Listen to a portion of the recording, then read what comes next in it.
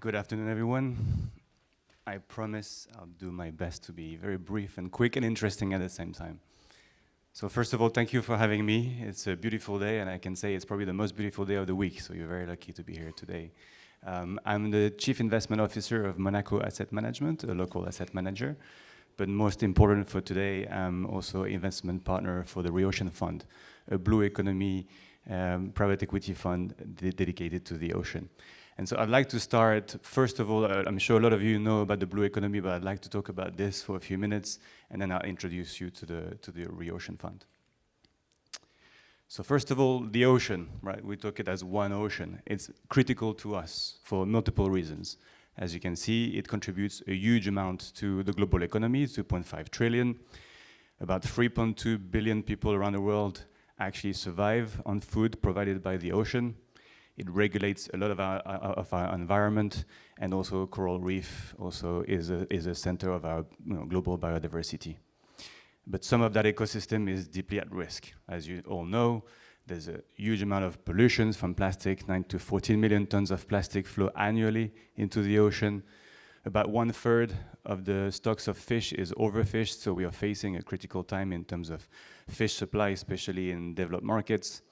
There's a lot of destruction of habitats and also climate change, right? So that our biggest system that we live in and that we live next to is extremely at risk. But also there's a lot of capacity and there's a lot of potential. And the ocean is a strategic solution to climate, biodiversity, and food security. Today, there's only 2.7% of the ocean that is protected under marine protected areas, and the goal is to get towards 30%. In fact, when we had COVID here, what was amazing, not only being able to, being with the family and being close to each other, was that we could see wildlife coming aggressively back to our seashore. We could see dolphins and whales coming back within a matter of weeks on the seashore, something that we haven't seen in many, many years. The ocean has the capacity to help further reduce greenhouse gas emissions, create new jobs, 12 million jobs by 2030. The example of the UK, 30% renewable energy was great. There's capacity to do a lot more if you expand renewable energy offshore. You can create more seafood and more, I would say, sustainable protein for us to be able to feed onto, and there's many, many more benefits. And this movement, those benefits have been, for a long time, well captivated by global policymakers.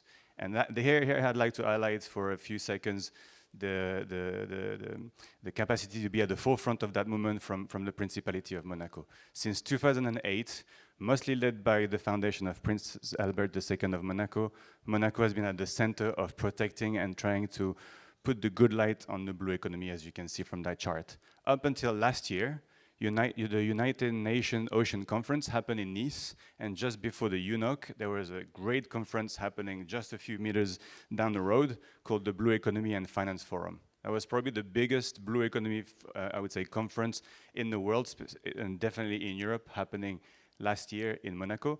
And it was so positive in terms of political development that they were redoing it this year, May 28, 29. So if you're interested, I highly encourage you to look into this. It's a fantastic event on the blue economy.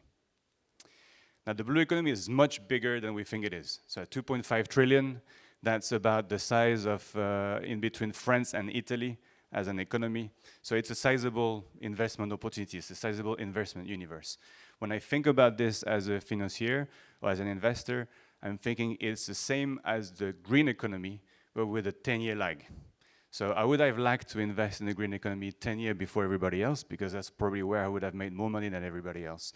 And here, the blue economy has launched, I would say, 5 to 6 years ago, is on a really fast growth track, and I highly encourage you, investors in the room, to look deeply into this.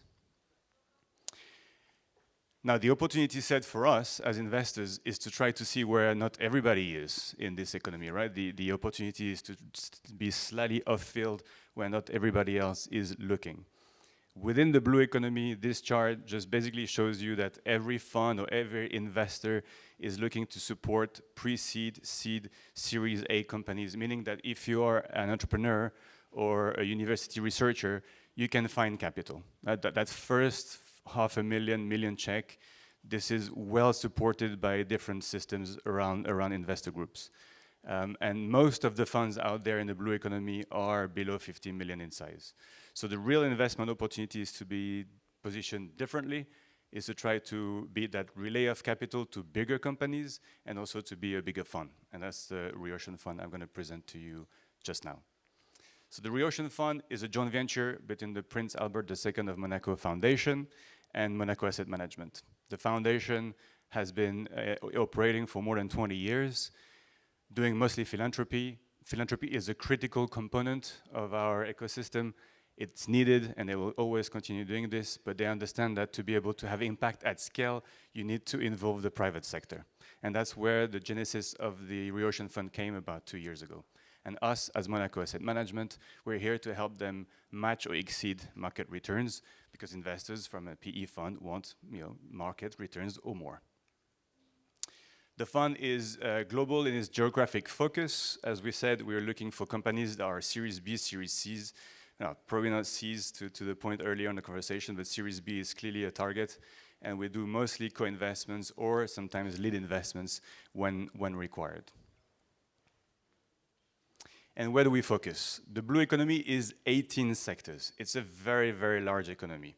So we did a deep study with Systemic Capital in the UK on where to focus. One is, where is the investment opportunity? Where are the companies that are scaling, that are profitable, that are innovating?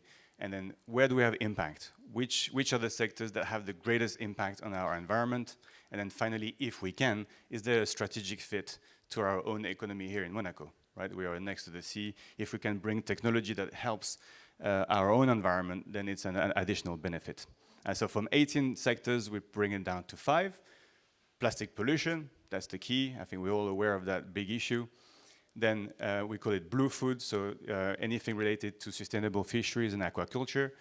Aquaculture is facing a bit of a reckoning. 50% of the fish that we all consume is coming from aquaculture. The practices are questionable. We need to change those practices through technology and through better feed systems. So there's a lot of opportunity in that sector. We talked about shipping and the disruptions that we're facing today. We need a greener shipping and a greener yachting industry, and I'll talk about an example in a minute.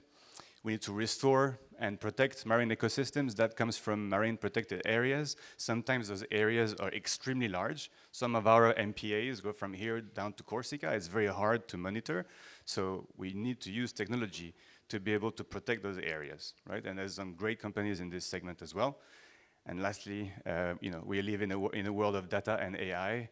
We need to be able to focus on intelligence artificials at the service of the ocean and the environment at a broader scale.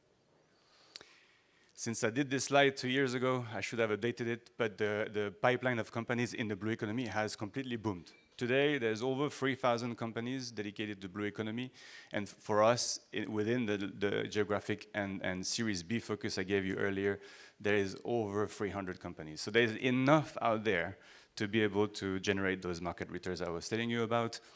Naturally, I would say 70%, 80% of the pipeline is Europe and the US. That's unfortunately where most of the innovation today comes from, but we're also looking at opportunities in India, in Australia, and Japan currently. First and foremost, the Reocean Fund is dedicated to impact. I was talking about market returns, but impact is super important, specifically for a foundation. The fund is an Article 9 fund, but the most important fact is on the left-hand side.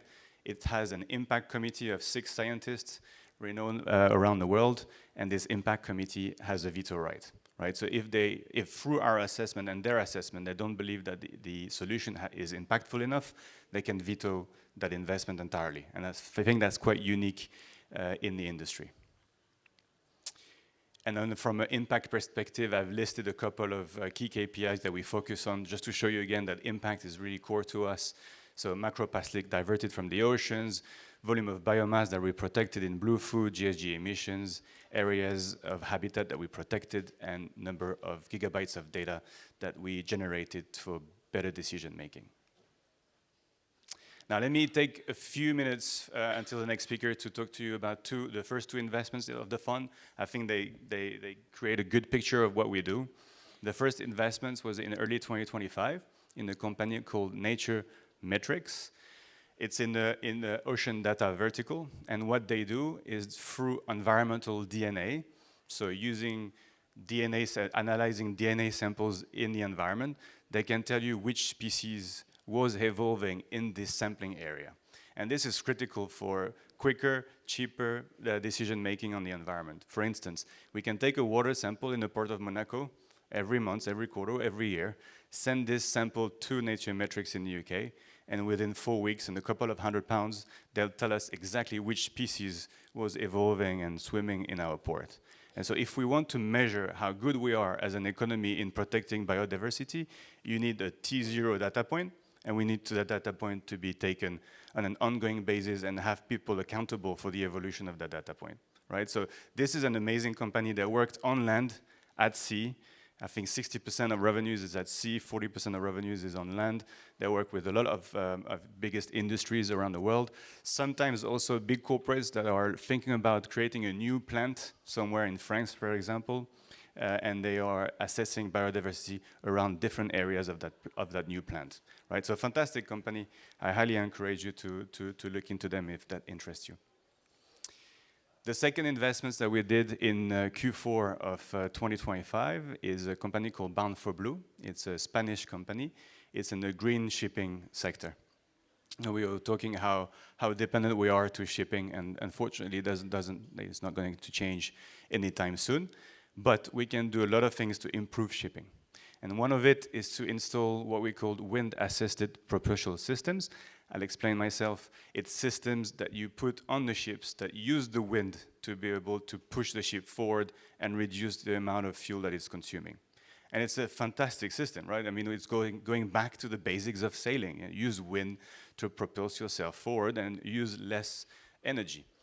This is a particular technology. The Spaniards have done an incredible job developing this over 10 to 12 years. They basically, through a little rotor using electricity, suck the air around the wing. So it doesn't really matter whether the wind is coming backward or frontward. They just suck the air through the wing, and create that propulsion. There was an independent study done in October, totally independent from a think tank that used a ship all across South America and North America with that technology, with only 2 sails. Sometimes you put 4 on the ship. With 2 sails, they did 14% of fuel saving within the 3 months of operation that they did between, I think it was August to November. So 14% is a huge amount of fuel. And consider that all year and the amount of savings that you would. So it's not even just about making sure that we are doing something great for the environment. The ship owner is incentivized to be able to put those things. Those sails can be retrofit, they can be put on new ships. So it's a fantastic business. They're looking to move now, obviously, eastward, because it's in the east that those ships are being built and maintained. And hopefully, another great investments for the next few years for the Red Ocean Fund. So those are 2 examples. We're obviously working on the bigger pipeline. And then, that's it from me. I highly encourage you to stay in contact with also the Foundation of Prince Albert II of Monaco. They are at the forefront of anything blue economy related, at the forefront of the forum that they're organizing in May. So if it interests you, don't hesitate to ping me or anyone from the team. We'll give you some more details. Thank you.